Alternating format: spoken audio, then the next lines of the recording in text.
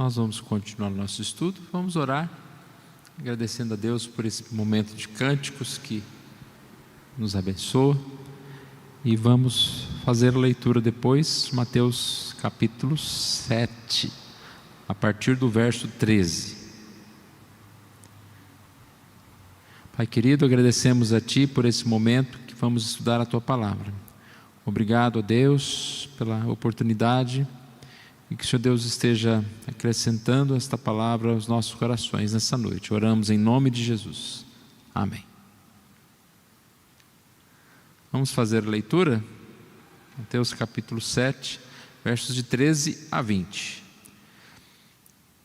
Eu vou fazer essa leitura, os irmãos acompanhem. Entrai pela porta estreita. Larga é a porta, espaçoso o caminho que conduz para a perdição. São muitos os que entram nela.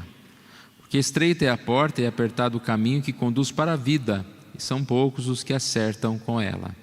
Acautelai-vos dos falsos profetas, que se apresentam disfarçados em ovelhas, mas por dentro são lobos roubadores.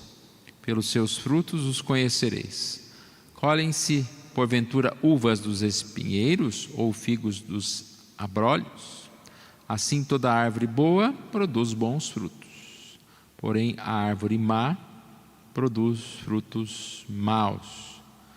Não pode a árvore boa produzir frutos maus, nem a árvore má produzir frutos bons.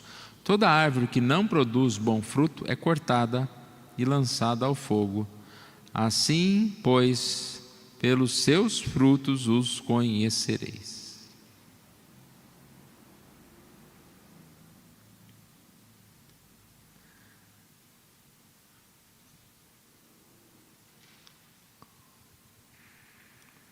Deixe-me abrir aqui os nossos slides. Eu coloquei vários slides, mas eu pretendo falar rapidamente em cada um deles. Didaticamente é melhor escrever pouco nos slides, mas nós vamos fazer uma leitura de alguns slides com mais texto e comentar brevemente. E a maior parte dos slides também são versículos bíblicos, então você não vai colocar só um pedaço do versículo bíblico. Nós estamos terminando esse tema, relacionamento, do cristão, ponto F. Os cristãos estão presos a uma complexa teia de relacionamentos, todos eles partindo do nosso relacionamento com Cristo. Temos aprendido que nós somos uma família e precisamos aprender assim, a nos relacionar. Na semana passada, uma mensagem muito oportuna, muito difícil de se praticar, mas é exatamente o resumo, trate o seu próximo como você gostaria de ser tratado. E nós, com certeza, precisamos aprender e praticar. E hoje essa segunda parte que faltava, os falsos profetas. Só que antes de falar dos falsos profetas, é como se tivesse uma abertura, uma exortação para nós. Qual é o caminho que nós estamos seguindo? Então aqui, já resumidamente, a gente vai ver nesse texto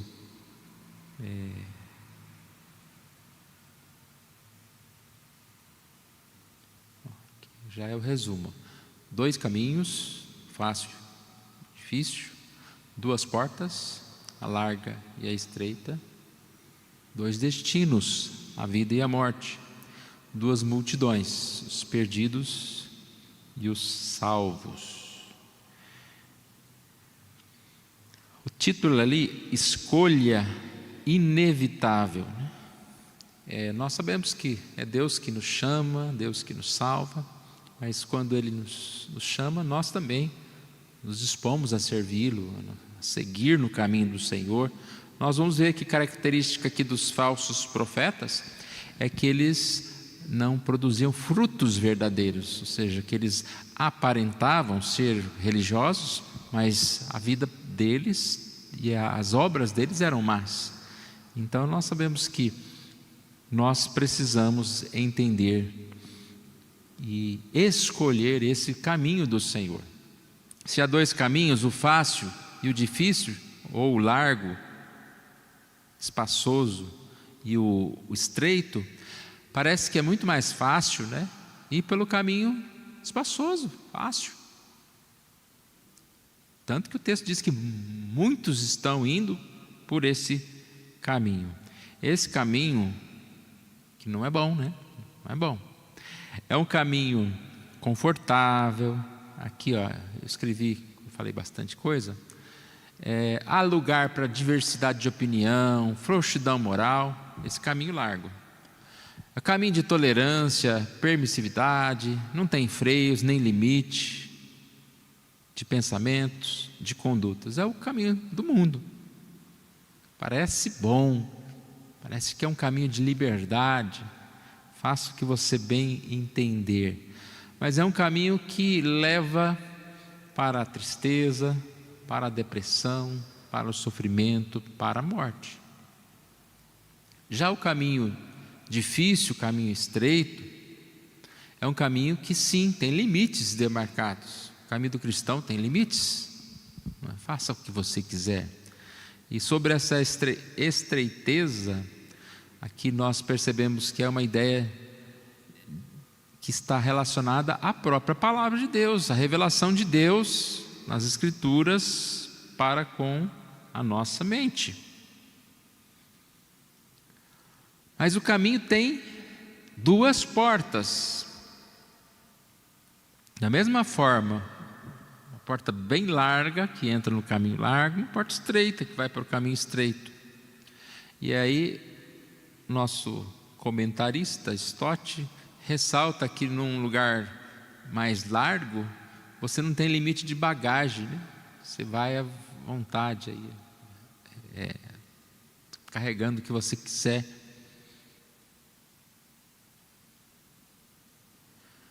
A porta que leva ao caminho difícil, por outro lado, é estreita.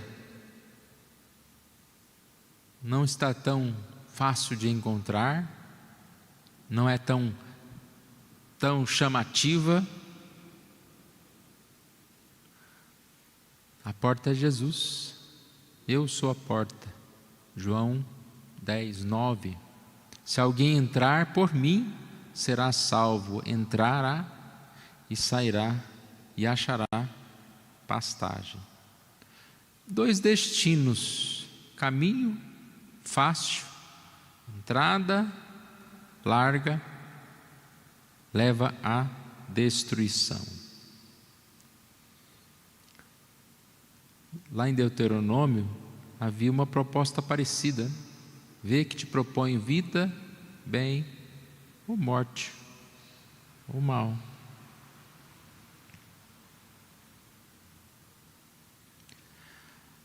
Na sequência desse mesmo versículo, deixa eu me encontrar aqui, é o Deuteronômio 30, 19, que diz: os céus e a terra tomo hoje por testemunhas contra ti, que te propus a vida e a morte, bênção e maldição. Escolhe, pois, a vida para que vivas tu e a tua descendência. Vamos ver que te proponho hoje vida, ou bem, morte ou mal. É uma escolha, né, que nós fazemos em Jesus, que nós, graças a Deus, podemos fazer em Jesus. O caminho difícil, ao que se chega pela porta estreita, leva à vida eterna. Jesus explicou em termos de comunhão com Deus, no qual veremos e partilhemos da sua glória. A perdição, o outro a salvação. Há duas multidões. Esse aqui é o último tópico, né, daqueles que eu mostrei. Entrando pela porta larga e viajando pelo caminho espaçoso que leva à destruição. O texto diz que há muitos entram por eles. Aí a gente poderia pensar então que são pouquinhos que estão com o Senhor nos céus.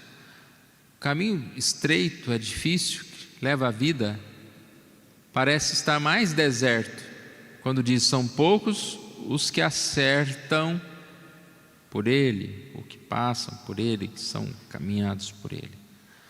Mas a ideia aqui é uma comparação de quantidade, não é que um tem poucas pessoas. Comparativamente com o caminho largo, a porta larga, ele é menos gente, mas há muita gente. Basta a gente ler Apocalipse 7:9, que diz: depois dessas coisas vi, eis que grande multidão, que ninguém podia enumerar, de todas as nações, tribos, povos e línguas, em pé diante do trono e diante do Cordeiro, vestidos de vestiduras brancas, com palmas na mão. Então fala aqui de uma grande multidão. Há uma pergunta aqui em Lucas 13, e alguém lhe perguntou: Senhor, são poucos que são salvos? Respondeu: esforçai-vos por entrar pela porta estreita, pois eu vos digo que muitos procurarão entrar e não poderão.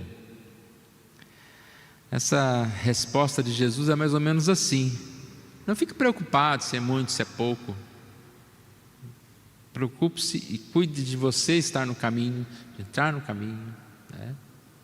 Coisas referentes aos céus, curiosidades do Apocalipse, se está revelado, está revelado. Se não está, não temos que gastar tempos com especulações, e sim, procure, se esforce por entrar pela porta estreita. E aí o tema, a escolha inevitável, cabe muito bem. Então nós terminamos essa primeira parte, a escolha inevitável. 2 caminhos, 2 portas, 2 destinos, 2 multidões. Que o Senhor Deus tenha, dia a dia, esteja nos atraindo para que nós estejamos, não buscando as facilidades do mundo, essas portas abertas que o mundo quer nos levar, mas que nós estejamos fazendo essa escolha. Qual que é a porta? Jesus. Eu sou a porta, seguindo Jesus, não nas facilidades, não na bagagem extra, mas seguindo a Jesus. E aí vem a segunda parte, que de 15 a 20 fala sobre os falsos mestres. Deixa eu me abrir aqui, que eu fechei a Bíblia.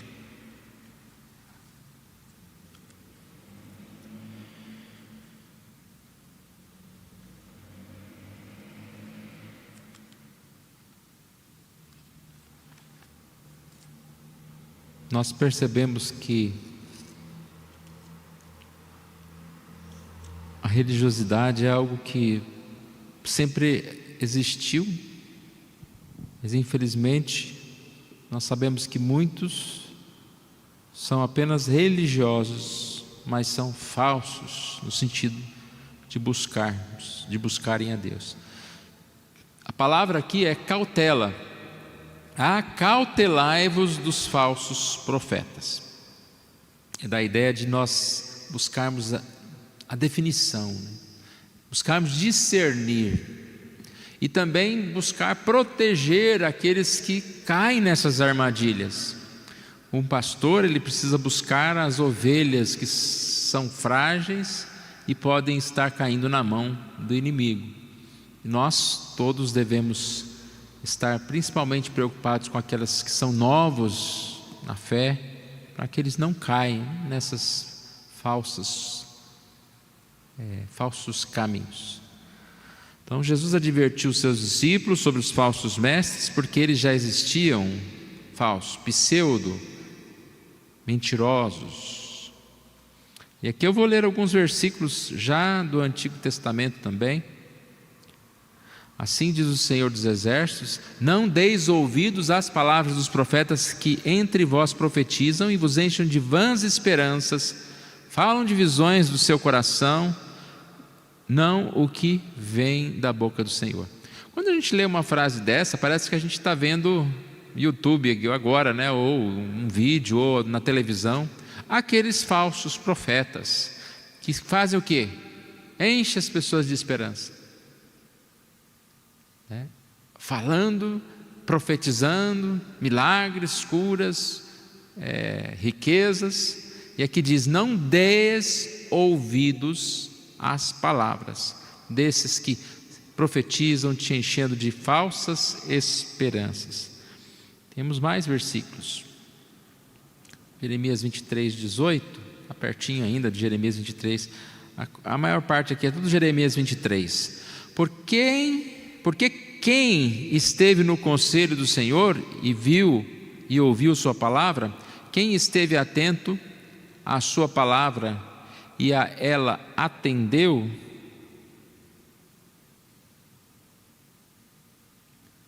mas se tivessem estado no meu conselho, então teriam feito ouvir as minhas palavras ao meu povo e teriam feito voltar do seu mau caminho e da maldade das suas ações. Ele está dizendo, esses profetas, eles falam deles mesmos. Eles não estavam lá comigo, eles não ouviram o que eu falei, porque se eles tivessem ouvido a minha voz, eles estariam clamando para que esse povo se arrependesse dos seus pecados, e não enchendo eles de promessas, de falsas esperanças. E é uma palavra que cabe muito bem para os dias de hoje, né? Se o tempo que é gasto nessas profetizadas aí, para falar coisas que são vazias, né? Os barulhos, manias, e aqui não é uma perseguição contra o pentecostal, né? Não, uma pessoa, se ela prega a Bíblia e fala aleluia, amém, né? O problema é ficar só no amém, no aleluia, no grito, e falando mentira, e não prega a palavra, e não fala sobre o pecado, e não exorta, não ensina o povo a andar nos caminhos do Senhor. Verso 28. O profeta que tem sonho, conte-o apenas como sonho, mas aquele em quem está a minha palavra, fale a minha palavra com verdade. Que tem a palha com o trigo, diz o Senhor. Então ele chama essas profetizadas todas aí de palha, de vazio. Se você tem um sonho, se você tem uma revelação, aí fala, conta, tive um sonho, tá? Mas se você quer pregar, pregue o quê? Pregue a palavra, a minha verdade. Aquelas pessoas não tinham a Bíblia como nós, mas eles já tinham a lei, eles já tinham o que pregar, o que ensinar para aquelas pessoas. Não precisavam estar fazendo aquele tipo de profecia. Então esse é o primeiro ponto. O ponto 2 aqui é a advertência que eu já falei mais ou menos, né? Que é a palavra inicial. Acautelai-vos. Acautelai-vos daqueles que se apresentam, e aí já vem a dica, né? Eles se apresentam disfarçados em ovelha, mas por dentro são lobos roubadores. Como discernir o falso do verdadeiro? Não é impossível, mas a gente precisa buscar sabedoria. A gente vê direto, né, falando sobre golpes. Parece que aquele jornal de domingo lá, acho que é o da Record, sempre tem alguns vídeos de golpistas, né, que acontece. E sempre falam, gente, não culpe quem tomou o golpe. Já ouviram essa frase, né? O sujeito já está sofrendo, você vai culpar dizendo, você não devia ter caído, né? Tá, não é culpar, mas muitas das vezes, entre aspas, a meia-culpa, vamos dizer assim, é da pessoa que não prestou atenção naquilo que estava acontecendo. Alguém te liga falando, você ganhou isso, aqui são os teus dados bancários, tal, vou te passar um dinheiro aí, e de repente você está já pelo telefone passando alguma senha. Então vamos dizer que é meia-culpa. Agora, cai. Por quê? Porque muitas vezes nós, como um ilusionista, um mágico, né? Você olha aquilo lá, parece que é real. Eles são tão próprios que tem golpes que parece que é real. E, infelizmente, na questão religiosa, na questão evangélica, é mais difícil ainda, porque você tem dificuldade de pensar que alguém está falando ali que é em nome de Deus, mas aquela pessoa não vale nada, aquela pessoa está mentindo. Tem uma palavra do Senhor para você, vou orar por você, né? Eu já contei aqui da história do shopping. Eu fui a semana passada ou retrasada, fui em Campinas, né? Mais uma vez, eu acho que o sujeito fica naquele mesmo lugar lá. Posso orar por você? Ele está com uma bolsinha. Eu contei essa história que ele pega pessoas, às vezes ali, que estão realmente precisando de uma oração, uma pessoa que não é crente, e ele ora pela pessoa, bênção, né? Mas depois, olha, eu queria vender para você, eu tenho uma instituição que eu estou ajudando, você pode comprar esse livro? Separa as coisas, né, uma da outra, porque imagina um não crente, naquela hora cai a ficha na cabeça dele e fala: esse sujeito só estava querendo me vender a coisa, e ele fica constrangido, né? Acabei de receber um presente, uma oração, por que não comprar? Por que não comprar o livro dele? Contei essa história já. E assim, muitas pessoas são mal intencionadas, até mesmo nessa questão financeira, de estar atrás do dinheiro mesmo das pessoas. E a gente pega a fama, né? Todo pastor, toda igreja fica com aquela fama de ser pessoas que estão atrás de dinheiro, que estão tirando dinheiro das pessoas, e um monte de coisa aí, né, que não convém falar, né? A igreja, por quê? Por causa do mau testemunho de algumas igrejas, todo mundo cai no bolo ali. Então, acautelai-vos. Por quê? Porque eles são mentirosos, são perigosos, são lobos. O lobo naquela época, né, era mais natural, era a questão do inimigo da ovelha, é alguém que atacava, e a ovelha quase não tinha chance. Mais um texto aqui de Jeremias. Assim diz o Senhor dos Exércitos: não deis ouvidos às palavras dos profetas que entre vós que profetizam e vos enchem de vãs esperanças. É o mesmo, né? É o mesmo texto. É que está mais completo agora. Que enche de vãs esperanças, falam visões do seu coração, não o que vem da boca do Senhor. Dizem continuamente aos que me desprezam: o Senhor disse, paz tereis, e qualquer que anda segundo a dureza do seu coração, dizem, não virá mal sobre vós. Então, está profetizando o contrário, né? Porque a pessoa está dura no coração. Vai ter paz? Paz tereis. Então, como identificar um pouquinho dos falsos profetas? Aqui tem 3 pontos básicos. A primeira questão é qual o fruto que eles dão, né? Qual é a identidade deles? A primeira espécie de fruto pelo qual os falsos profetas revelam a sua verdadeira identidade está no campo do caráter e da conduta. Consegue disfarçar a aparência, mas no dia a dia ele vai se mostrar.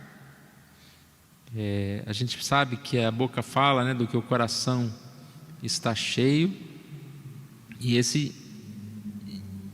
pelas suas obras vão se demonstrar, porque são carnais, não são espirituais. A segunda identidade aqui, por ter errado,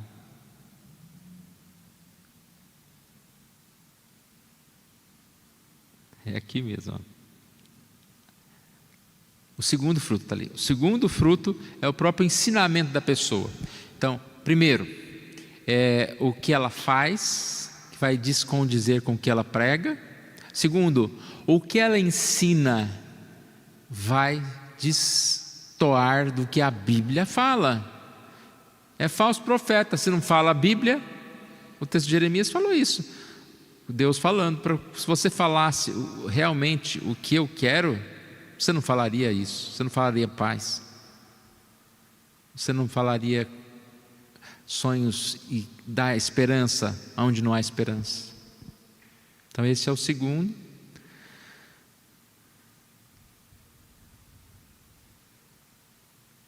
E o terceiro aqui, o terceiro teste que podemos aplicar aos mestres, refere-se à sua influência, ou seja, os efeitos daquilo.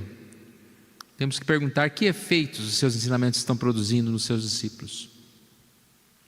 É algo que faz um efeito momentâneo, mas aquela pessoa depois ela não tem vida naquilo. É falso.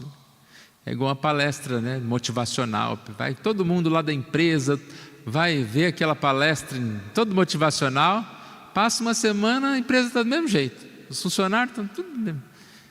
Aquela coisa que parece que vai resolver a vida de todo mundo, mas não resolve. É a questão do falso profeta. É aquele que vai ali e faz aquele movimento e depois fica tudo vazio. O que a gente precisa? Uma empresa precisa de curso, né? de especialização, de sempre estar aperfeiçoando os seus funcionários. Da mesma forma, a igreja está sempre ensinando, sempre exortando, vivendo no dia a dia, em oração, seguindo as coisas que são comuns, e não vivendo desses aspectos aí, desses shows por aí. Desse tópico, né? Vamos concluindo aqui esse tópico. Desde o início a gente percebe que nós somos chamados a ser irmãos, irmão que odeia a hipocrisia, né, de querer tirar o cisco no olho do outro, tendo uma trave no seu. Depois falou também a questão do evangelismo, né, a gente tomar cuidado, valorizar o evangelho, não expor a rejeição, no sentido da questão das pérolas aos porcos lá, que foi uma das mensagens. Também a questão do amor, que nós falamos agora há pouco, a questão de tratar o nosso próximo como a nós mesmos. E aqui a ideia de como filhos humildes diante do Pai, buscando a presença do Senhor, viajando por esse caminho, né, difícil, estreito, e defendendo a verdade, com cautela, os falsos profetas, os falsos mestres que querem perverter o caminho do Evangelho, do rebanho de Cristo. E nós vamos continuar então. Na próxima semana é semana de oração. Depois a gente continua a partir do verso 21 a 27. Nem todo que me diz Senhor, Senhor entrará no reino do céu.